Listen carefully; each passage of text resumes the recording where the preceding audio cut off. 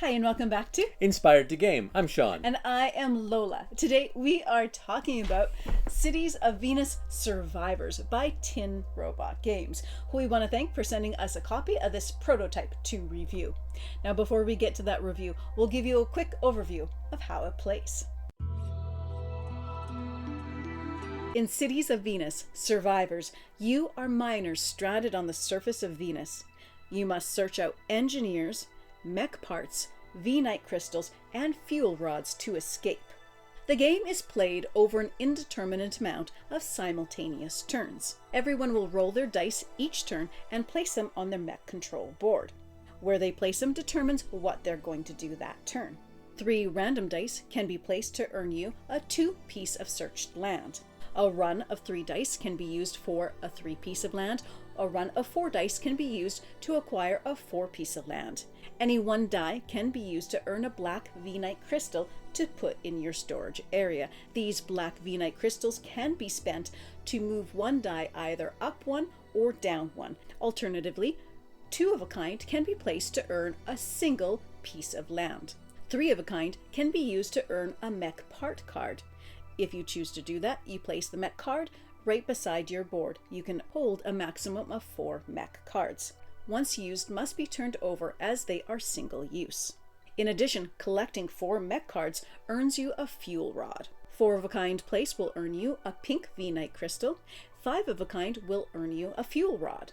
If you place a full house, that can be used to earn a 5 or 6 piece of explored land. And finally, a die can be placed on one of the up or down arrows in order to manipulate a different die. Within your turn, if you have earned polyomino pieces of land, you can now place them on your terrain board, starting at the mech.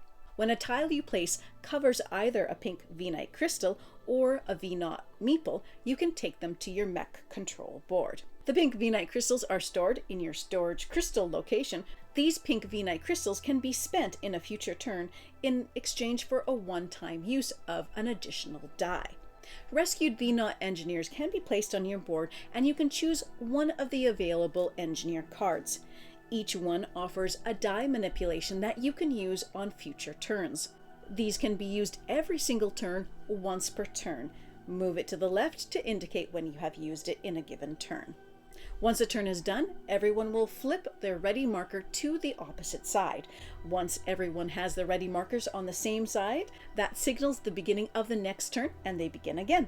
You can put out additional terrain tiles as you expand with your polyomino tiles on your terrain board. This can allow you to get more pink V-Knight crystals as well as more engineers. Note that you can never have more than 4 terrain tiles. And when you have completely filled out 1 terrain tile, that earns you 2 fuel rods. Once any player has achieved 5 fuel rods, this signals the next part of the game, which is the launch sequence. Starting with the player that has accrued the 5 fuel rods, they will take their starting dice along with 1 die per fuel rod that they have achieved and roll them all together. They will use their mech board, any black V-Knight crystals they have, as well as the powers of their engineers to try to manipulate the longest sequence of matching dice that they can. Once they have completed their sequence, they'll put it in the middle of the table and the play goes to the next player. They will do the same thing, again gathering their dice as well as 1 die for each of their fuel rods that they have gathered, and try to create their longest sequence to compete with the first. The winner of the game is whoever has the longest sequence of matching dice, and if there's a tie in that, it goes to which sequence is the highest number. Whoever created it now is the winner and the hero of the mission. Now, we've been really excited about this game to come out because we had so much fun with Cities of Venus. So hearing that they had Survivors out, the next game in the series, we were really excited. And it was long enough back there. If you're going to look for the video, it was Cities of Venus back then. It is now called Cities of Venus Lost Contact.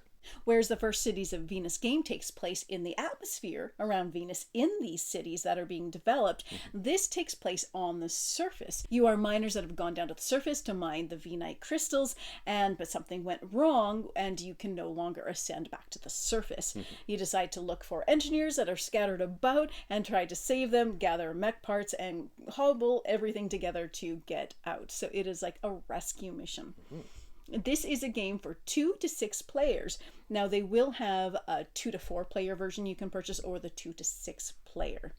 Now, to begin with, the arts and components here are very nice. Take into account that it is a prototype, everything that you see here. We are always impressed with their components here. They are top notch. The crystals are really nice to have. You have a nice little manipulative element. The dice are absolutely beautiful. I love the dice, and the V-Knot meeples are fantastic. Yeah, and the dual layer player boards are fantastic for keeping everything exactly where they need to be and having space for everything. It's well organized. And I really like the theme of these games a lot. I love sci-fi, I love space-themed games, and I think that it really pulls well into the game. There's a lot of fun with putting out the polyomino pieces to try to gather the crystals, to try to get the astronauts, the V-Knots safe, and there's an excitement that's generated too with the importance of the mission, that it really feels like you're doing something. I feel like the theme of it shines well through. Yes, this game fits very well into the Cities of Venus universe along with Lost Contact. It has very similar look and feel to it. It uses very much of the same components. So if you've played one, you're looking at pretty much the same component quality and feel and look as in this game. Now, and as far as the gameplay goes, now I gotta talk about all my favorite things here because I really love this game. Now, first off, the dice manipulation and the polyomino tile placing is a very interesting combination, and it works really, really well. It's fun and it's satisfying. It makes a lot of sense, and I just really have a ton of fun with it. So yeah, the dice manipulation, we both love those kinds of games. We both love polyomino games, and to have both those elements in one game, it's really, really nice and fun. Well, this is a medium light game. Now, because it's dice, obviously there's a lot of luck here. However, there is actually a surprising amount of strategy that comes into it with the dice manipulation options that you have, which increases as the game goes forward. So that makes it really good because, of course, it's increasing too based on your decisions. So as you're getting engineers, you can choose which of the dice manipulation abilities that you want. And so, yeah, it's that mix of you're rolling, what do you get? But then what are you going to do with what you get? And as it goes and you have more abilities to manipulate, there's a lot of choice that comes in there. If you have these dice, do you want to take it to try to get that full house in order to get that big 5 to 6 polyomino piece? Or do you want to try to manipulate it to 5 of a kind to try to get one of those all-important fuel rods? So there's often a lot of ways that you can manipulate and change things that make it invigorating and a lot of fun. And then there's the simultaneous play. I love a game with simultaneous play. I don't think there's enough of these games. And in fact, when I was talking with Sean another time, I kind of realized that one of the reasons why I like roll and write games is because of their simultaneous play. There's a lot of fun in not having to wait around for your turn, just getting to roll your dice, manipulate them, you flip it over, wait till everybody's flipped them over. Okay, and now you start again. It keeps it lively. It keeps it engaged. And what's also really nice here is it is a simple game to learn and to play. So you can teach just about anybody this game. It's a great gateway game that way, but at the same time, there's enough strategies in the manipulations of your dice as you go along that it makes it still engaging for more of a heavy player. And what's interesting here too is you can be that player that brings in those 5 fuel rods first and not win the game. So with that final launch sequence, it brings an interesting element to it. And now there's a little bit more luck, kind of sort of, because it does depend on if you have a good assortment of engineers and if you have a good amount of black V-Knot crystals remaining that you can use for your manipulations. But that aside, it comes down to luck. So being that first player that has the extra die, so you do have an advantage, you get to roll them all and try to make the best sequence you can. You want to aim for the longest, and from there you want it to be the highest, because if somebody ties for the longest, then it's going to be whoever has the highest number. But sometimes your longest is going to be ones, because that's what you rolled and how it's easy to manipulate.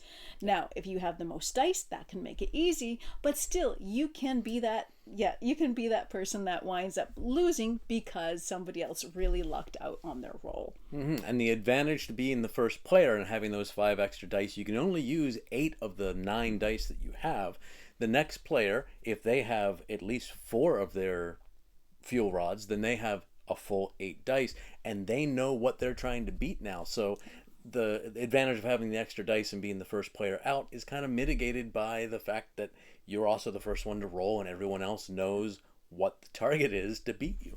Now, and to be clear, you can only put 8 dice in your sequence, but you can still use your other die, because you can use your mech board too. So you can use that place where you can place it for another black crystal, or you can put it in one of the places that lets you move up or down an additional thing. So it does give you an advantage with that. But it's fun. Like, I don't like a lot of luck in my games. I'm well known for that, but there's an element of excitement that comes to it here because it's a fast, simple game as well. It's fast, it's easy to play, it's not something that's high stakes, so it can be really fun to see how it comes out at the end, to see who has managed to pull off that best sequence and who has won the game. It could be fun for it to be that surprise. So it's an interesting switch in the game as well, going from that simultaneous play to this end exciting launch sequence that will determine the winner at the end. I can tell you, for my final thoughts, I want to say that I think this game is brilliant. It is so much fun. It is simple to play, easy to play, anybody can, but still it's strategic with just a fun amount of luck to it. I love the polyomino aspect, we love the dice manipulation, and I really love that simultaneous play. I really like how it's really easy to teach, it's quick to play, it's something that's going to come to the table that much easier, even as a filler, as people warm up for other things, as you wait for other people to arrive. But it's going to see a lot of play for us, I think, because it is so quick and easy to get in there. Yeah, it's been almost addictive to play. We play it again and again, and I see it's definitely one that we're going to be playing lots in the future as well.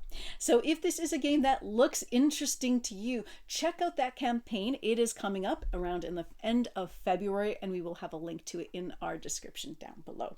Thank you so much for watching our video today. If you've enjoyed this content, please subscribe to the channel to support us. And as always, happy gaming, folks. This is the second game in the Cities of Venus series by Tin Robot Games.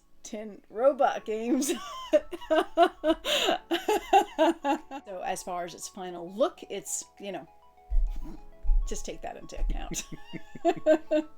Maybe not. Kitty. Kitty. Hello, little kitty. Long time no see, kitty. It's a kitty.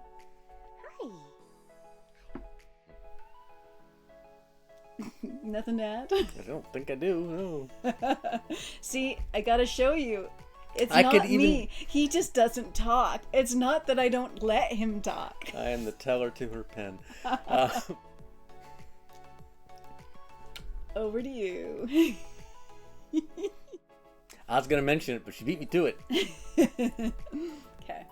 She always beats me.